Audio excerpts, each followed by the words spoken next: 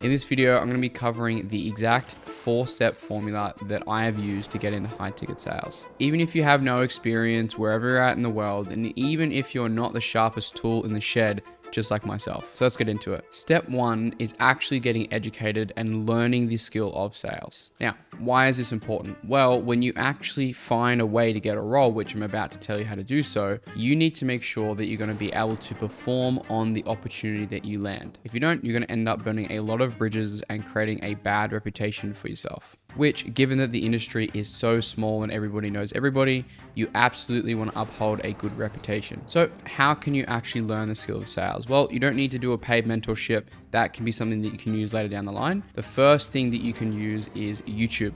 Right, there's a ton of free training and sales training all across YouTube. A couple of guys I'd recommend that you check out are Jeremy Miner, Matt Ryder, and Jordan Belfort. I myself personally have done paid mentorship and training with all three of these gentlemen. However, they have a bunch of great free training all across their YouTube channels. If you're wondering how these guys help me and how they can help you, Jeremy Miner specifically was my first sales mentor, and he helped me with sales skills all the way from beginners all the way to advanced. It took me from earning about 1 to 1.5K a week to averaging about 5 or 6 a week. Long story short, he taught me all the principles of selling and how to actually really get good at the skill of sales itself. Now, Matt specifically helped me with everything around the actual sales call, right? A bit of objection handling, but primarily it's how to think like a sales rep, how to manage a mindset, how to navigate the industry, how to find good offers, how to actually make good decisions from data. And then finally, you have Jordan Belfort. And the one thing that I took from Jordan was his straight line sales system, which specifically helped me a lot with objection handling, saving time on calls, and talking about productive things on a sales call rather than just interesting stuff. Now, the next free resource you can use to learn this skill is going to be books. Just as there's a ton of information out there on YouTube from more modern day people and sales trainers themselves, there is a ton of people that have written their knowledge and wisdom in books that are basically the accumulation of a lifetime of learning. So I definitely use these ones to your advantage. A couple of books that I recommend is Spin Selling by Neil Rackham, How to Win Friends and Influence People by Dale Carnegie, and The Psychology of Selling by Brian Tracy. So we have free YouTube content, we have books we can utilize to our advantage, but finally, as I mentioned earlier, you can also utilize a paid mentorship. Getting into a paid community and getting a mentor for this game is incredibly important in my opinion. Without having that, I would have been nowhere near close to where I am today. Basically, getting a mentor, if you want to think of it like this, is basically having a GPS. The mentor is the GPS. It has all the coordinates, it has all the maps, it has everywhere that you're going to go. And it even knows when there's a road stop or when there is a speed camera, when there is this, when there is that. And so getting a mentor is going to be able to accelerate your journey significantly if you choose the right one. Now, step 2 is all about networking and making connections within the industry. Now, networking, building connections, and creating relationships in the industry is what's going to allow you to get your first job or even a job that you get for a while. Now, to get your first job without any real experience, you can't just be outreaching to random business owners saying, "Hey, can I please get a job, bro?" That's like asking an established construction business for a job as a builder without any prior training, without any qualifications, without any experience, which typically requires 4 to 5 years before you qualify to actually have the qualifications to get paid for that job. You're basically at a point where you're asking someone to give you a job just cause. You need credibility and you need trust. The way that you do this is in 2 steps: your approach and your personal brand. Let's start with your personal brand.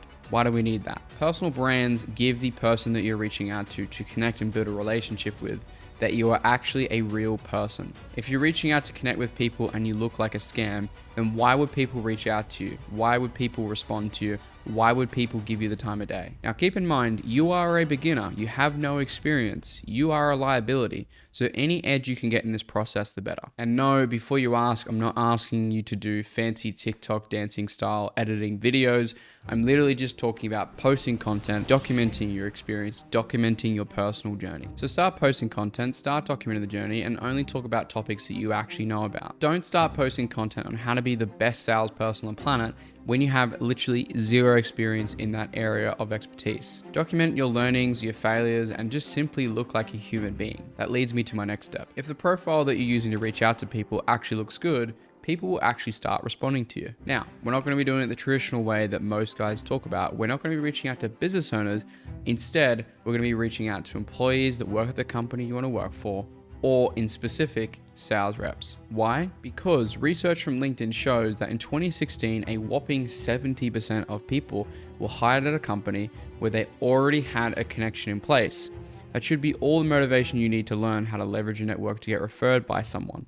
At the most desirable companies, the number is higher, with 95% landing jobs because of connections. Bottom line, people like to hire people that they know. That's not just in high ticket sales, it's in any job economy. So what do we do naturally? We get to know people. Now that your profile's primed, let's go out and start trying to make connections and start building relationships. Ask good questions, be of value, and network with other people. Put very simply, the more people you know in this industry, the more jobs you'll get. It's not about what you know, it's about who you know, and that is the harsh truth. How you actually get the jobs is by getting referrals from other people.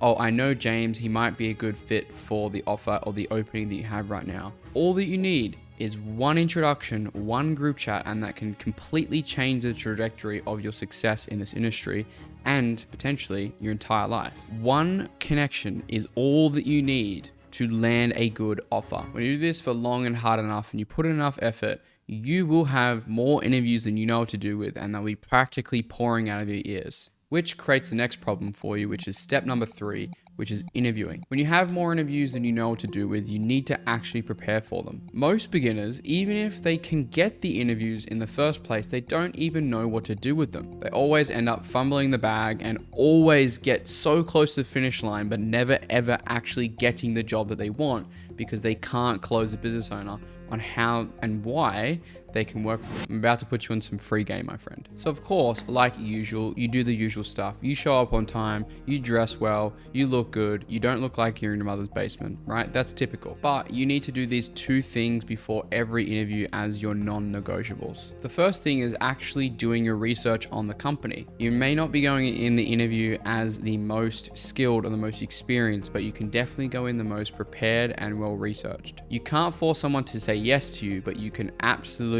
make it really difficult to say no to you. So how do we research? Look at the company website, listen to podcasts, find out what the values of the company is, actually do your research and put some actual effort and energy into finding everything out about the company that you possibly can. The second thing is actually preparing for the questions. A question you've probably been asked before in any of you, whether or not it's for high ticket sales or any other industry, is tell me about yourself. Now, I hate to break it to you, they probably don't really care all that much about your hobbies and your personal life and all your other interests. At the back of their mind, they're always asking these 3 questions: capability, likability, and reliability. All capability really is can this guy do the job that we want him to do?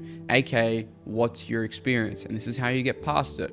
You need to prepare for the questions you know that's going to come up, so make sure that you prepare accordingly. Reliability is specifically, can we trust this person to do the job? And finally, likability is everything to do with, do they want you to do the job? Are you a good culture fit, right? Do your values match with the company, and do they align with who they want for the job? But like I said earlier, you're probably going to be asked the question, what is your experience? So prepare for it, deliver it with certainty, deliver it with conviction, own it. Because if you sound like a babbling idiot and you sound very unconfident, it's not going to pan out very well for you. Step 4 is going to be screening, vetting, and selecting your offer. If you've nailed the interview using the tips that I just gave you, you should begin to have more interviews than you know what to do with, and should be getting offers from your dream companies and also not your dream companies. And that begs the question, how do you know the company that you're looking at is going to enable you to hit your goals? Well, first, we need to know what we're actually looking for in the first place. You should take into consideration, what is your actual goal in the first place? Do you want to work part-time or full-time? Do you want to work on a fixed or a flexible schedule? What niche do you want to work in? Personal development, fitness, health coaching, relationship coaching, dating coaching, business coaching, lead generation coaching? Do you want a job as a setter or a closer? And finally, of course, what is the money that you want to be making from the offer that you work with? When you become clear on this, it should look a little like this. I want to be working full-time on a flexible schedule as a closer in the fitness niche, making 10K a month. Simple enough, right? The next couple of things that you want to assess: what is the quality and quantity of marketing? Are the leads that you're going to be talking to actually good? And how can you validate validate that? How can you look at sales calls? How can you prove that? And more importantly, how much marketing volume actually is there? Is there 1 call a day? Is there 2 calls a day? Or are you going to have a fully booked calendar? What has it looked over the past couple months? Right? These are the types of questions you need to be asking. Do they have any good case studies? Do they have good results for their clients? This is not only from an ethical perspective, but this is also if your offer that you're going to work for isn't good and doesn't actually provide results, it's not going to last for very long and it's going to be incredibly difficult to sell. How long has the business actually been around? Has it been around for 3 months? Has it been around for 6 months, a year, 2 years?